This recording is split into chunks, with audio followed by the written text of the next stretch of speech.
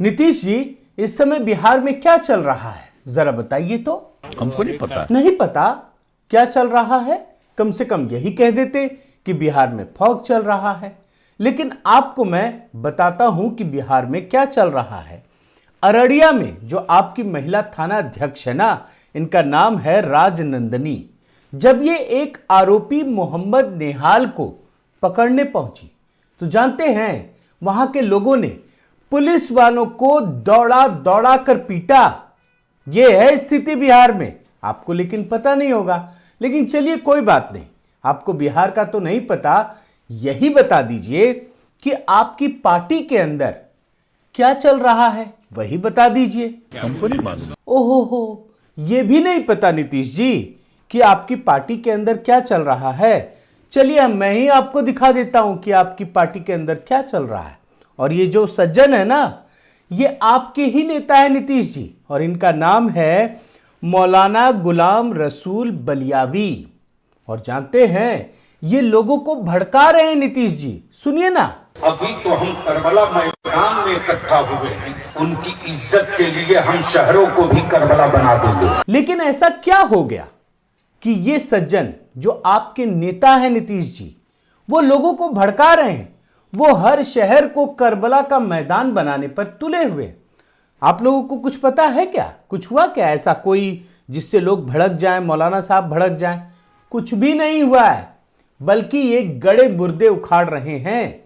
ये जो नुपुर शर्मा है ना, जिनके बयान पर अदालती कार्रवाई चल रही है, कानूनी प्रक्रिया चल रही है, लेकिन इसके बाद भी सर तन से जुदा का नारा देने वाले लोगों ने न जाने कितने लोगों का कत्ल कर दिया और इतनी दहशत में डाल दिया है कि आप तो अब कुछ भी नहीं देख पा रहे होंगे। लेकिन उसी गड़े मुर्दे को ये मौलाना साहब उखाड़ रहे हैं ताकि लोगों को भड़काया जा सके। आप देख लीजिए। इस पागल औरत को पकड़ो। अब हो सकता है कि ये बयान सुप्रीम कोर्ट के लिए जहरीले बयानों की श्रेणी में ना आए, और हम सब तो जानते हैं ना कि अभी तो बहुत सारे मामले उठे, लेकिन ये मौलाना साहब का बयान भी कोई सुप्रीम कोर्ट जरूर पहुंचाइएगा। मैं तो गुजारिश करूंगा, जरा देखे तो सही कि वो इसे जहरीला बयान मानते हैं या नहीं मानते हैं। लेकिन नीतीश बाबू से जैसे ही पूछिएगा तो उनका एक ही जवाब आएगा, सुन लीजिए। हमको नहीं पता। वैसे नीतीश जी ही क्यों, वो जितने भी सेक्युलरिज्म के ठेकेदार हैं ना, सारे नेता जो लेफ्ट लिबरल गैंग के हैं, उन सब के मुंह पर भी ताला लगा हुआ है, कुछ नहीं बोलेंगे। और उस बयान पर तो और खासकर जो अंतर्राष्ट्रीय तौर पर दिया जा रहा है। अब एक बयान आप देखिए। ये जनाब हैं पाकिस्तानी मूल के ब्रिटिश सांसद इमरान हुसैन।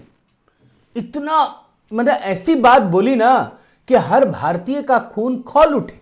भारत को बदनाम कर रहे हैं, भारत के प्रधानमंत्री को भी बदनाम कर रहे हैं, लेकिन सारे लोग चुप हैं, किसी को कुछ नहीं पता। सुनिए क्या कहते हैं ये। Narendra Modi's involvement in the Gujarat massacre that paved the way for the persecution of Muslims and other minorities. Modi was directly responsible. देख रहे हैं ना, ये जनाब गुजरात दंगे के गड़े मुर्दे को उखाड़ रहे हैं, उसके बारे में बता रहे हैं। प्रधानमंत्री मोदी के बारे में अपमानजनक शब्दों का इस्तेमाल कर रहे हैं। इस पर पूरा का पूरा जो लेफ्ट लिबरल गैंग है, सबने चुप्पी साध ली, किसी को कुछ नहीं पता। लेकिन जो ब्रिटेन का प्रधानमंत्री है ना, ऋषि सुनाक, उसने सबके सामने इसे धोकर रख दिया।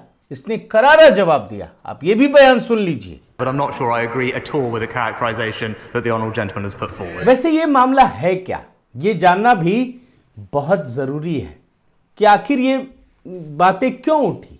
तो उसके पीछे भी एक बड़ी वजह है। जैसे मैं अभी आपको दिखा रहा हूं ना कि सारे के सारे गड़े मुर्दे एक एक करके उखाड़े जा रहे हैं।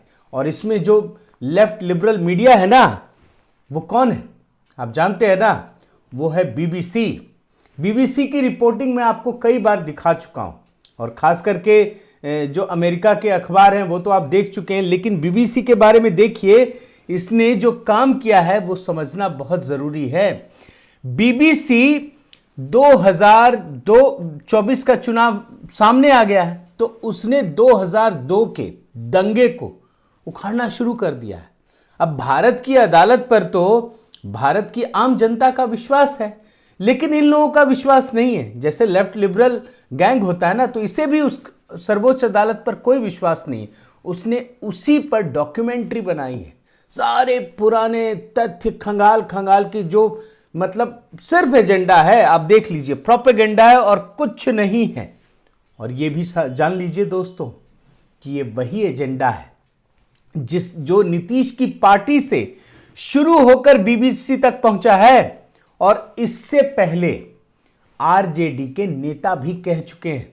आपको आज के समय में जब ये सारी अंतर्राष्ट्रीय कड़ियां जुड़ रही हैं, तो आपको आरजेडी नेता का ये बयान जरूर सुनना चाहिए। सुनिए। हार्वर्ड में पढ़ रहा है, बेटी लंदन स्कूल ऑफ इकोनॉमिक्स से पास आउट कर चुकी है।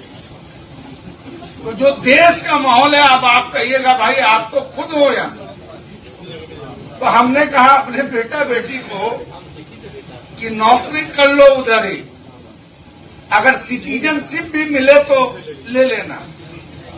अब इंडिया में माहौल नहीं रह गया। और ये भाषा कैसी है, जरा सोचिए। आरजेडी नेता किस प्रकार की भाषा कह रहे हैं। अरे भैया, इस देश ने तुम्हें इतनी ताकत दी कि तुम अपने बच्चों को विदेश में पढ़ा सकते हो और भारत को ही बदनाम कर रहे हो।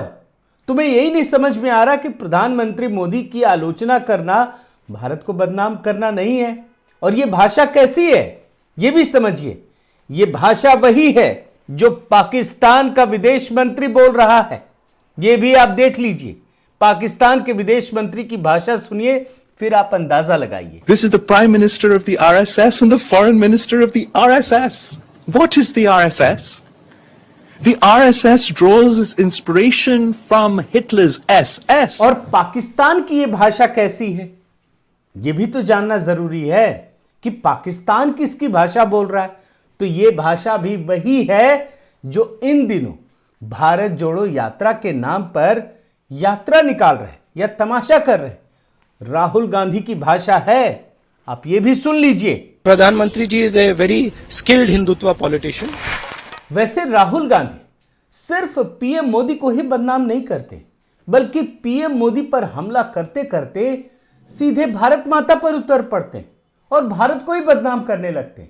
इन्हें पता ही नहीं चलता कि भारत माता की आलोचना करना और नरेंद्र मोदी की आलोचना करना दोनों एक ही बात नहीं है। आप देखिए ना, मेक इन इंडिया को कितनी खराब तरीके से बिगाड़ रहे हैं। आप सुनिए। नरेंद्र मोदी ने कहा था मेक इन इंडिया, कहा था ना।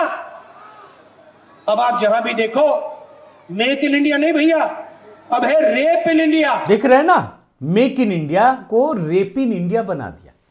और यही हाल केसीआर की रैली में हुआ, जब अरविंद केजरीवाल, भगवंत मान, केरल के मुख्यमंत्री और अखिलेश यादव, ये सारे के सारे केसीआर की रैली जो खम्मम में हुई है वहां पहुंचे, तो जानते हैं उन्होंने भी मेक इन इंडिया का मजाक उड़ाया और इसे जोक इन इंडिया बता दिया।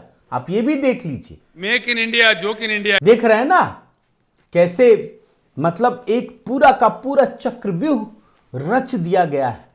हर तरफ आवाज उठ रही है कैसे इस देश के अंदर एक ऐसा माहौल खड़ा कर दिया जाए जो मतलब अगेंस्ट में हो। उससे कोई लेना देना नहीं कि ये भारत के अगेंस्ट में है कि मोदी जी के अगेंस्ट में है। ये पॉलिटिकल है या साजिश है, पता ही नहीं चल रहा।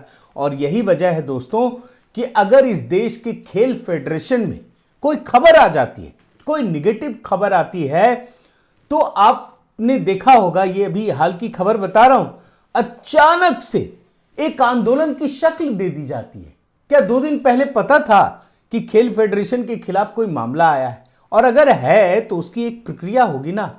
लेकिन आप देखिए, अचानक से दिल्ली में एक आंदोलन की रणनीति बन जाती है। मिनटों के अंदर पूरा लेफ्ट लिबरल गैंग एकदम से कूद पड़ता है। तो ये आप समझने की कोशिश कीजिए कि ऐसा क्यों हो रहा है। कहीं ये उसी स्ट्रेटजी का हिस्सा तो नहीं है जो राहुल गांधी एक बार बता चुके हैं, खुलकर बता चुके हैं विदेश में जाकर के।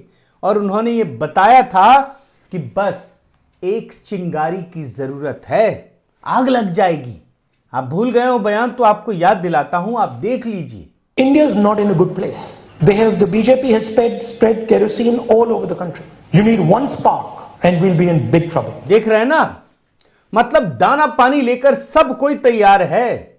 सारे शस्त्र हथियार जितनी साजिश के सामान हो सकते हैं सब कुछ है। सिर्फ एक मुद्दा चाहिए, सिर्फ एक मुद्दा और कुछ नहीं। उसके बाद तो अपने आप आग लग जाएगी। यही रणनीति है और इसी वजह से आप समझ लीजिए, ये सवाल पूछना जरूरी है कि क्या यही वो रणनीति है जिसकी वजह से बिहार का एक मंत्री भगवान राम से जुड़े पवित्र ग्रंथ रामचरितमानस का अपमान करता है, बार बार करता है, पूरी पार्टी उसके पीछे खड़ी हो जाती है। नीतीश कुमार अब भी उसे मंत्री बनाए हुए हैं, आप देख लीजिए। लेकिन जब इस मुद्दे पर सनातन धर्म के लोग एकदम से जाग उठते हैं, एकता के साथ अपनी बात को रखते हैं, मजबूती से उस सत्ता में बैठे हुए लोगों तक पहुंचाते हैं, तो फिर क्या होता है? अचानक से आप सुबह सुबह उठते हैं और देखते हैं तो मेन स्ट्रीम मीडिया में सारे चैनलों में अचानक एक बाबा प्रकट हो उठते हैं। आपने देखा कि नहीं, ये बागेश्वर धाम वाले जो बाबा हैं, अचानक एक नई कहानी टीवी मीडिया में दिखने लगती है। आपने सोचा कि ऐसा क्या हो गया, ऐसा कौन सा भड़काऊ बयान दे दिया जिसकी वजह से ये बागेश्वर वाले जो बाबा हैं, उनको धीरेन्द्र कृष्ण शास्त्री, इनको लेकर के स्टोरी बनाई जा रही है। ऐसा क्या हो गया? क्या इसने किसी के कत्ल करने की बात कही? क्या इसने कोई हेट स्पीच दी? कुछ नहीं किया। तो आप समझिए कि ये कनेक्शन कहां से जुड़ रहा है।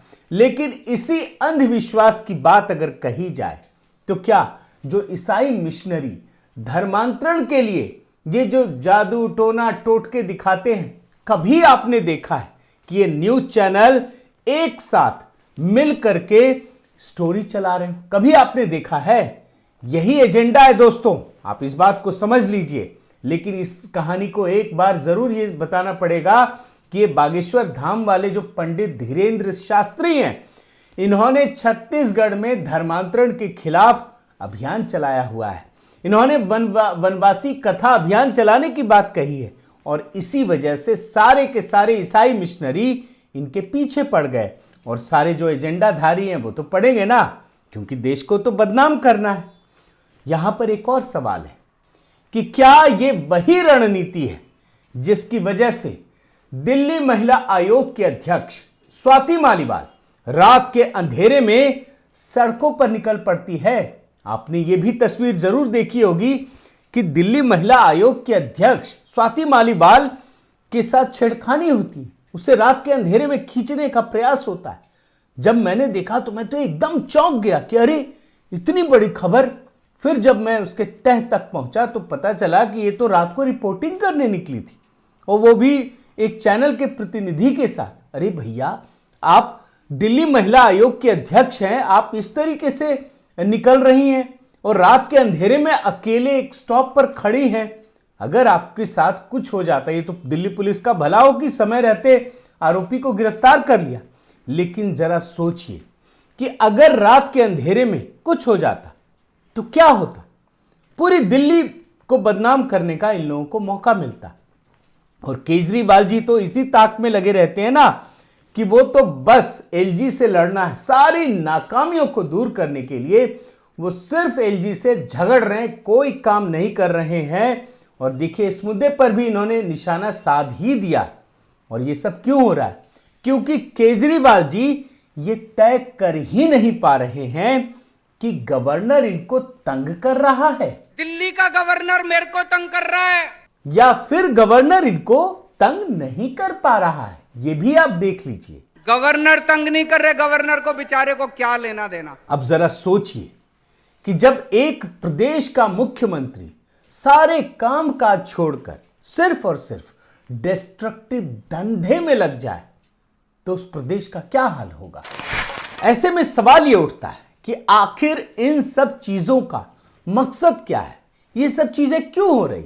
तो एक ही जवाब है, मिशन 2024।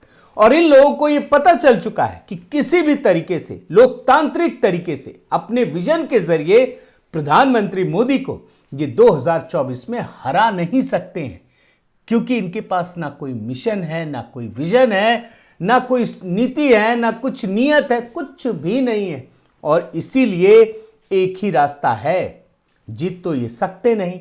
तो कोशिश ऐसी करो कि प्रधानमंत्री मोदी प्रधानमंत्री न बन पाए, कुछ सीटें कम कर दे, सिर्फ इतना है। मतलब ये भी नहीं कि बुरी तरह हरा दे, बस 272 का आंकड़ा है ना बहुमत वाला, कुछ सीटें कम कर दो। और इसका खुलासा अभी कांग्रेस के एक प्रवक्ता ने कर दिया, बड़ी मेहनत से निकाला है ये वीडियो, देखिए ना क्या कहते हैं। 60-70 सीटें जो उनको बहुमत है उससे अधिक है, अगर 50-60 सीटें भी बीजेपी कम हो गई, मतलब कुछ सीटें आप समझ लीजिए, 50-60 सीटें बहुमत से कम कर दिया जाए तो इनको पता है कि फिर क्या होने वाला है। आप जरा सुनिए एक बार फिर से। तो सत्ता से वो कोसों दूर रहेंगे। और जो ये कांग्रेस वाली बात है ना, जो ये अभी कह रहे हैं, ऐसा ही बयान दूसरे दलों के नेता भी कह देते हैं, मतलब प्रकट हो जाता है, कहना नहीं चाहते हैं। आपको एक बार सुनाया था ये बयान कि आप देखिए केसी त्यागी एक डिबेट में क्या कह रहे हैं, सिर्फ 30-32 सीटें कम करनी है। सुन लीजिए, सिर्फ 30 और 32 सीटें कम करनी तो बहुत बड़ा काम नहीं है। ये 30-32 सीटों का गणित क्या आपको बताया था ना, 272 से अगर 2 सीट भी कम हो जाए तो इनको विश्वास है कि मोदी जी नहीं बन पाएंगे। ये इनको विश्वास है क्योंकि इनको ये पता है कि मोदी कुछ ज्यादा ही ईमानदार है। और इसी विश्वास की वजह से दोस्तों ये अलग अलग प्रधानमंत्री बनाने का ख्वाब संजोए बैठे हैं। ये जो केसीआर की रैली में गए तो 2-3 प्रधानमंत्री तो वहीं तय हो गए, इधर केजरीवाल, उधर राहुल गांधी, उधर ममता, सारे लोग। और इसीलिए ये फॉर्मूला बड़े ध्यान से देख लीजिएगा, हर साल के लिए एक प्रधानमंत्री का फॉर्मूला अभी तक बना हुआ है।